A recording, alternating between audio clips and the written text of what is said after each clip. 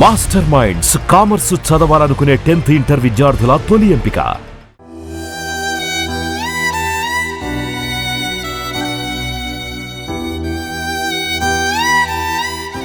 చిన్నపిల్లలు చేసిన తప్పులను తల్లిదండ్రులు సరిదిద్దాలి. అలాంటిది వారిని తిడితేనో కొడితేనో దారికొస్తారనుకోవటం కరెక్ట్ కాదు. లేదంటే తీవ్ర పరిణామాలు చూడాల్సి వస్తుంది. అలాంటి ఘటనే కోల్కతాలో జరిగింది. ఓ పిల్లాడు చేయని తప్పునకు ఆమె తల్లి అందరి ముందు కొట్టిందని పురుగుల మందు తాగి ఆత్మహత్య చేసుకున్నాడు. అసలు ఎవరా బాలుడు? ఎందుకు ఆత్మహత్య చేసుకున్నాడు?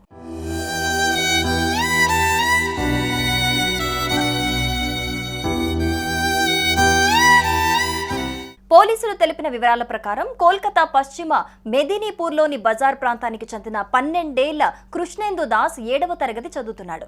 అతడికి చిప్స్ అంటే బాగా ఇష్టం. అదే ప్రాంతంలో ఉండే శభాంకర్ దీక్షిత్ అనే వ్యక్తి షాప్కు చిప్స్ కొనుక్కోవడానికి వెళ్లాడు. అయితే దుకాణదారుడు కనిపించలేదు.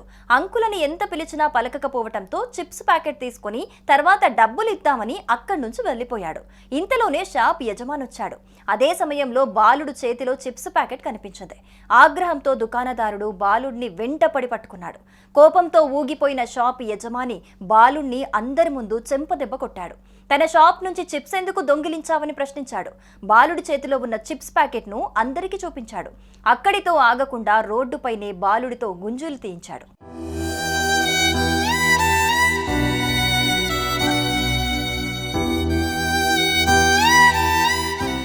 తాను దొంగతనం చెయ్యలేదని, అంకుల్ లేకపోవటంతో మళ్లీ డబ్బులిద్దామని అనుకుని ప్యాకెట్ తీసుకున్నానని బాలుడు చెప్పినప్పటికీ అతడు వినలేదు.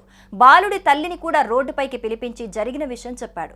అయితే అసలు విషయం తెలుసుకోకుండా ఆమె కూడా బాలుడిని చెంప మీద కొట్టింది. తల్లితో పాటు ఇంటికి తిరిగొచ్చిన బాలుడు మరో గదిలోకి వెళ్లి తలుపు వేసుకున్నాడు. ఎన్నిసార్లు పిలిచినా బాలుడు తలుపు తీయకపోవడంతో అతడి తల్లి పక్కింటి వారి సహాయంతో తలుపు పగలగొట్టి చూడగా అప్పటికే బాలుడు స్పృహ తప్పి పడి ఉన్నాడు. నోటి నుంచి నురగ కారుతూ ఉండటంతో ఆసుపత్రికి తరలించారు. చికిత్స పొందుతూ బాలుడు మృతి చెందినట్లు పోలీసులు తెలిపారు.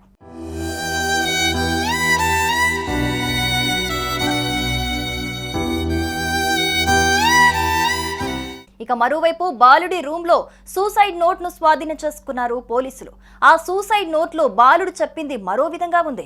తాను షాప్లో దొంగతనం చేయలేదని, షాప్ అంకుల్ లేకపోవటంతో తిరిగి వస్తుండగా రోడ్డు పక్కన పడున్న చిప్స్ ప్యాకెట్ కనిపించిందని రాశాడు. తనకు కుర్కురే అంటే చాలా ఇష్టం కాబట్టి అది తీసుకున్నానని, దుకాణదారుడు దానిని తన షాప్లోని ప్యాకెట్ అనుకున్నాడని లెటర్లో పేర్కొన్నాడు. తనను క్షమించాలని లెటర్లో రాశాడు బాలుడు. ఇక ఈ ఘటనపై కేసు నమోదు చేసుకుని దర్యాప్తు చేస్తున్నారు పోలీసులు. దుకాణదారుడు పరారీలో ఉన్నాడు. మొత్తంగా చిన్న పిల్లలు తెలిసి తప్పు చేసినా, తెలియక తప్పు చేసినా సరిదిద్దాల్సిన బాధ్యత తల్లిదండ్రులపై ఉంది. అంతేకాని కోపంతో తీసుకునే నిర్ణయాలు పిల్లలపై తీవ్ర ప్రభావం చూపిస్తుంది అనటానికి ఈ ఘటనే ఒక ఉదాహరణ.